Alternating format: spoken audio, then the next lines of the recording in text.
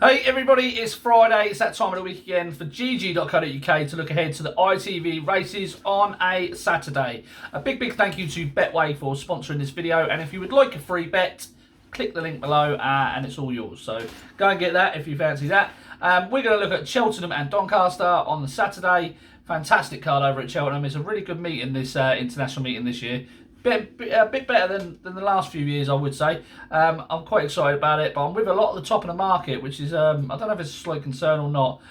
We will see. The 150 is the first race of the day. It's the Caspian Caviar Gold Cup, and I'm with the top of the market here in Mr. Tommy Tucker. I think this is the old cliche of a graded horse in the handicap. I think what he did at Haydock last time out was really impressive. He was impressive on the clock. He was visually impressive. In fact, he was only slightly... In fact, he was quicker than the Betfair Chase on the card. So at every single point on the final circuit. I do like him a lot. I don't think this drop back and trip will be too much of an issue. The ground is fine. Paul Nicholls won this with Frodon off top weight a couple of years ago. So, you know, he knows how to win it with these horses carrying big weight. So that's a plus. There's just not a lot not to like about him. Now, well, I suppose the only concern about him is his jumping. There is a fence free from home, the downhill fence that I'll go on and on and on about these horses that struggle with their jumping will get found out at this fence. That is the only concern for Master Tommy Tucker. You come downhill and then you're going to take it and land running, and he can be a bit... He pecks a little bit on landing, so that's going to be a heart and mouth moment. I expect him to be ridden prominently from the front, or at least up with the pace, sitting behind maybe Cool Cody, and I think he's going to take some stopping. If he stands up, I think he wins this, even off 157. I think he's a graded horse. I wasn't overly keen on a lot of the novice chasers last year. Looks Val Dancer, Winter Avenue, Midnight Shadow, etc. They just didn't make the grade. They didn't make the level, and now they're sort of stuck in, you know, between a rock and a hard place really, with high handicap marks, but not really the class to progress beyond those handicap marks. So, and I kind of got a feeling that if Master Tommy Tucker hadn't gone to Kempton and those two falls were completely off his record, I think he'd be bloody 11-4 for this on 157, or he wouldn't even be running there. He'd be running in a graded. He'd be running in the Peterborough Chase. I think he's a very good horse. I think he's got a massive engine. I think he's the one to beat. I do think a lot of these are just simply handicappers. I think he can reverse the form of our Dancer. Now he's race fit. Don't see that being an issue. The weather's going to be the big one, I think, this weekend. I think everyone's looking out for the weather. So it depends what they do there. It depends how the ground turns on the Friday. But it's a fantastic race to kickstart us off. And 6-1's not too bad of a price to be with one at the top of the market, I don't feel. So Master Tommy Tucker in the 150 in the Caspian Caviar Gold Cup is the horse that's going to go on the GG column. Excuse me. The 205 at Doncaster. Again, I'm with the top of the market. I can't believe this is not even money or even a shade of odds on, to be honest. Of all the gin joints for Colin Tizard and Robbie Power, love the way he did things at Exeter. He just looked like he was definitely going to improve from Aintree, and at Exeter he just definitely took a big step forward. I like him. He excited me when I saw that performance.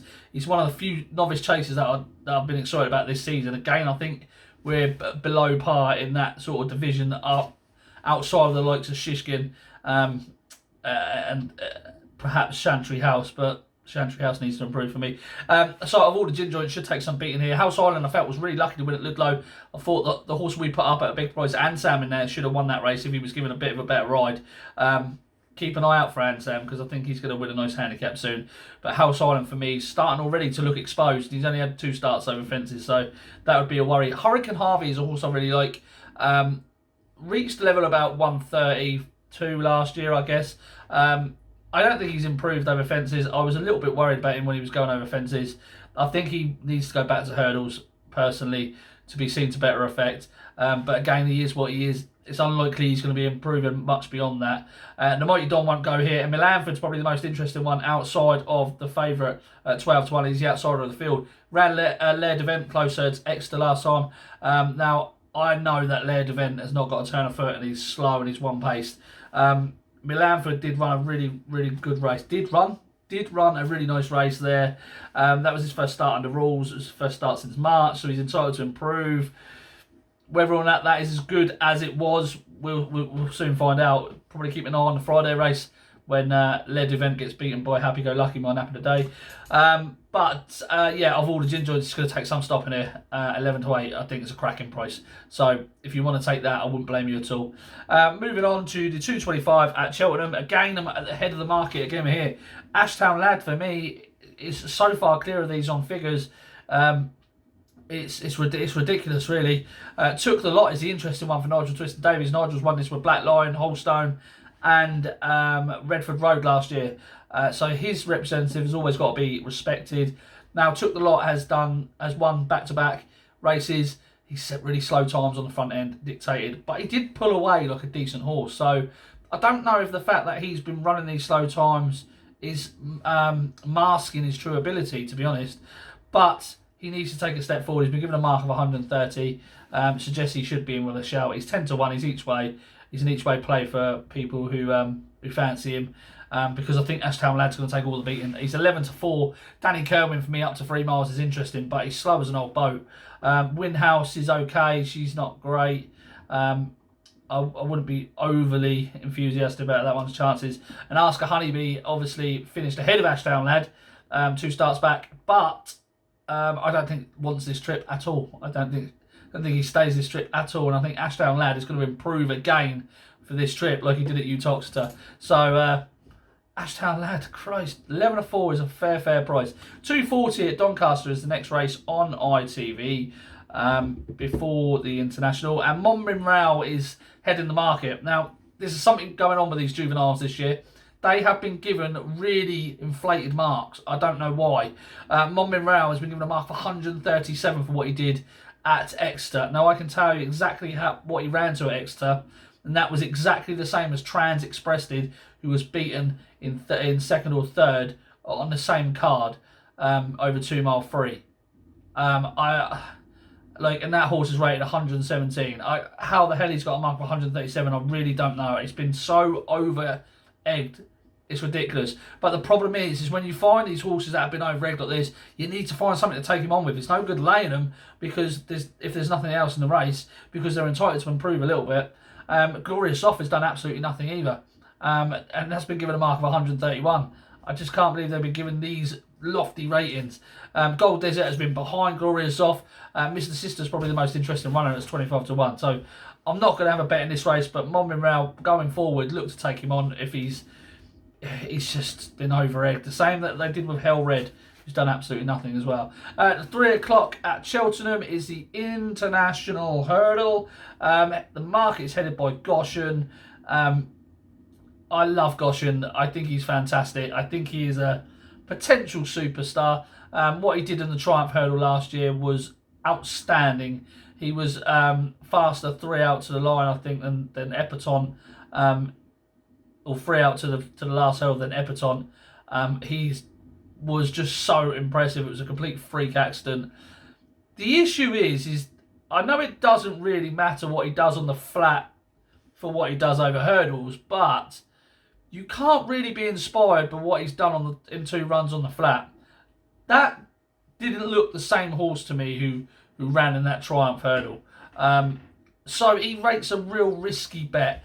You can look at it a couple of ways. You can take 5 to 2 about a horse who's ran faster at Cheltenham 3 out to the finish, 3 out to the final hurdle than the champion hurdler, or you can take the view that, you know, you're probably better off backing him after you've seen him here. And I know that kind of goes against a lot of the things that I say in terms of you need to be predicting what's going to happen.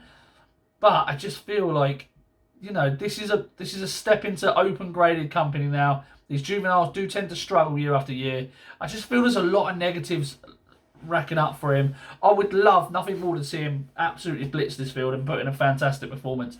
There's a couple in here of interest. Now, like I said earlier, the weather is going to be a big talking point and a big worry for me.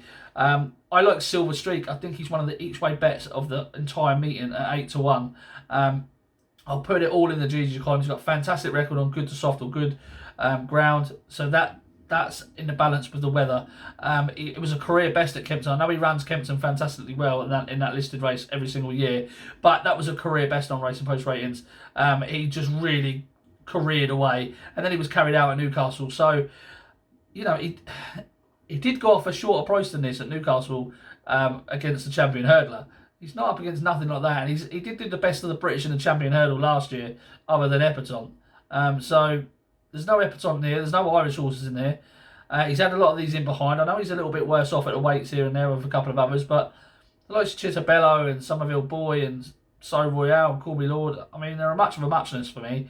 I can't really have him. I think Silver Streak, if it doesn't turn into an absolute bog, then I think Silver Streak has got a fantastic each way chance. So I'll probably be sitting with him at the moment. In the 3:15 at Doncaster, I have absolutely no opinion on this race. I hate this race. I hate Boldmere. I've backed him so many times. He's disappointed. He was really disappointing again last time out at Bangor. I can't really get involved in this race. Jersey Beans, obviously the interesting one, well up in the weights, up £15 since his penultimate start and his penultimate win. Man of the Mountain's interesting. Still could have a little bit more to offer. Give me a copper. I just hate the look of this race, so I'm not even going to get involved, guys. Sorry. In the 3:35 at Cheltenham, I do like this race. I thought the White Mouse had, or the White Moose, whatever you want to call her. The commentator was saying that Wincanton had plenty in hand at Wincanton on seasonal return. The bounce factor is a slight worry, but I think you're getting that built into the price really, because she's got form lines that hold a lot of these horses in this race. So she is entitled to improve. She had stacks and stacks in hand at the finish there. And this stiff finish will really definitely suit her. So she has to have a massive chance under Bryony Frost. Mia Grace is the other one I'm quite interested in. Ran a really good time figure at Wetherby when second to Mario De Plau. That form line ties in with the Welsh Champion Hurdle, which is one of the strongest form lines of the season. Back in against her own sex today. She is £4 higher, so the handicapper has reacted accordingly.